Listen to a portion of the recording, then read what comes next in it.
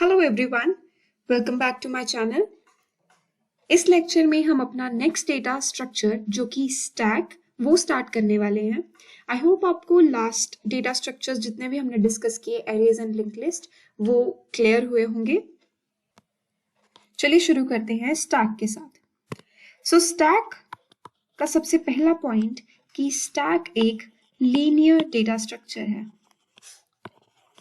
अब linear data structure कैसे है?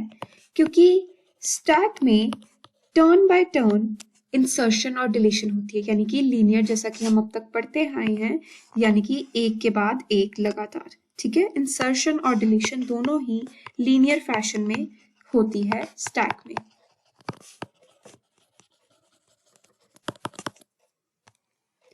स्टैक में जितनी भी इंसर्शन या डिलीशंस हम करते हैं वो सब एक ही चीज से कनेक्टेड है, जिससे हम कहते हैं टॉप ऑफ स्टैक। अगर इंसर्ट होगा तो भी स्टैक के टॉप में होगा, अगर डिलीट होगा तो भी स्टैक के टॉप से होगा। सपोज अब एक एग्जांपल लेके डिस्कस करते हैं। सपोज मेरे पास ये डेटा है, ठीक है, और मुझे कहा गया है कि इसे स्टैक में अरेंज करना है। तो मैं कैसे करूंगी? सबसे पहले एक स्टैक फॉर्म होगा,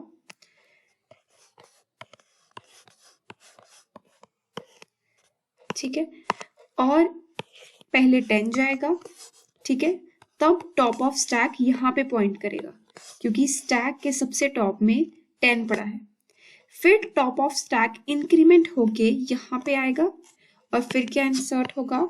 20। फिर टॉप ऑफ स्टैक की लोकेशन चेंज होगी और वो किसे पॉइंट करेगा? इसे, क्योंकि अब इस टॉप में हम इंसर्ट करने वाले हैं 30।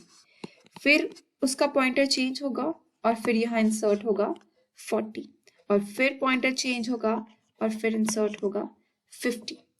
ठीक है, जितने भी हम इंसर्ट ऑपरेशंस करते हैं स्टैक में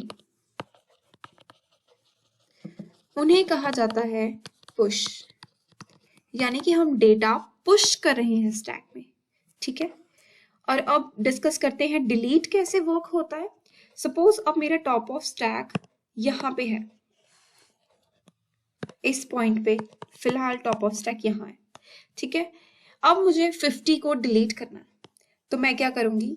टॉप ऑफ स्टैक पॉइंटर यहाँ से 50 डिलीट हो जाएगा क्योंकि टॉप ऑफ स्टैक ऑलरेडी यहाँ पे पॉइंट कर रहा है। ठीक है, जब ये डिलीट हो गया तो यहाँ पे पॉइंट करने के लिए कोई डेटा बचेगा नहीं, तो टॉप ऑफ स्टैक की फिर लोकेशन चेंज हो जाएगी और वो नीचे आके 40 को पॉइंट करेगा। ठीक है, सपोज मुझे 40 भी डिलीट करना है तो मैं इसे भी डिलीट कर दूंगी और यहाँ पे फिर कोई डेटा नहीं बचेगा पॉइंट करने के लिए, तो फिर टॉप ऑफ स्टैक चेंज होके नीचे आ जाएगा और फिर 30 को पॉइंट करेगा। ऐसे ही सिमिलरली प्रोसेस चलता रहेगा। और जितने भी डिलीशन के ऑपरेशंस होते हैं, यानी कि डिलीशन जो हम करते हैं उसे हम कहते हैं pop. Push for insert and pop for delete. यानी कि अगर मुझे 10 इंसर्ट करना है तो मैं कहूंगी पुश 10, ठीक है, और सपोज मुझे यहाँ पे 50 को डिलीट करना था तो मैं कहूंगी पॉप 50। और स्टैक एक बहुत बेसिक प्रिंसिपल पे वर्क करता है जिसका नाम होता है LIFO। इसकी फुल फॉर्म होती है लास्ट इन फर्स्ट आउट। ठीक है, कई बार हम किसी मैरिज वगैरह पे या किसी फंक्शन पार्टी पे जाते हैं तो हमने देखा होता है कि प्लेट्स का एक स्टैक बना होता है, जहाँ पे खाना खाने के लिए प्लेट्स लगी होती है उनका स्टैक बना होता है। ठीक है, तो हमने कभी ये बात नोटिस की है कि जो सबसे लास्ट में रखी गई प्लेट होती है वो सबसे पहले कोई इंसान उठाता है, क्योंकि पहले हमने ये प्लेट रखी, फिर ये, फिर ये, फिर ये, फिर ये, फिर ये, फिर ये, और ये वाली प्लेट जो है ये सबसे लास्ट में रखी गई है, लेकिन इसे सबसे पहले पिक किया जाता है। और जो प्लेट सबसे पहले रखी गई है उसे सबसे बाद में यूटिलाइज किया जाता है। इसका मतलब लास्ट इन, जो सबसे लास्ट में अंदर गया वो सबसे पहले बाहर आएगा। ठीक है, same is with the stack, जो सबसे लास्ट में अंदर गया, जैसे 50 जब पॉप करने की बारी आएगी तो सबसे पहले 50 ही पॉप होगा, क्योंकि वो लास्ट इन था इसीलिए वो सबसे फर्स्ट आउट होगा। अब स्टैक के कुछ एप्लीकेशंस होते हैं जहां ये यूज होता है। सबसे पहली एप्लीकेशन है हमारी ब्राउजिंग हिस्ट्री। ठीक है, जब हम क्रोम पे या किसी भी वेब ब्राउजर पे कुछ सर्च करते हैं तो हम देखते हैं कि जो हमने रिसेंटली सर्च किया होता है वो सबसे ऊपर आता है। रिसेंटली या कहूँ जो सबसे लास्ट में सर्च किया होता है। डे बाय डे जैसे कल की हिस्ट्री नीचे जाती जाती है और जो मैं रिसेंटली सर्च कर रही हूँ वो ऊपर आता जाता है, राइट। रिसेंटली मतलब जो मैंने सबसे लास्ट में सर्च किया होगा वो हमेशा सबसे टॉप पे शो हो रहा होता है। तो हमारी जो ब्राउजिंग की हिस्ट्री है वो भी इसी मैनर में स्टोर होती है, यानी कि जो लास्ट इन होगा वो सबसे पहले हमें शो हो रहा होता है यहाँ।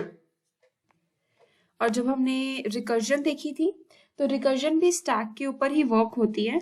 सारे रिजल्ट्स पहले स्टैक में स्टोर होते जाते हैं और बाद में उन्हें इकट्ठा करके रिजल्ट बनाया जाता है रिकर्जन में भी।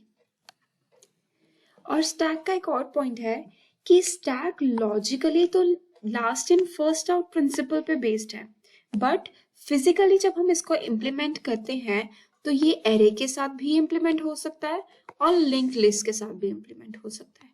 ठीक है, इसका डिटेल मीनिंग आपको तब समझ आएगा जब हम स्टैक्स की एल्गोरिदम स्टार्ट करेंगे। उसमें हम यूजिंग एरे भी करेंगे और यूजिंग लिंक लिस्ट भी करेंगे। सो स्टैक एक काफ़ी इजी सिंपल सा डेटा स्ट्रक्चर है, इसमें ज़्यादा कॉम्प्लिकेशंस नहीं है। सो आई होप आपको इस वीडियो में ये क्लियर रहा होगा कि स्टैक क्या है, उसके बारे में सारी details. So stay tuned for the next video.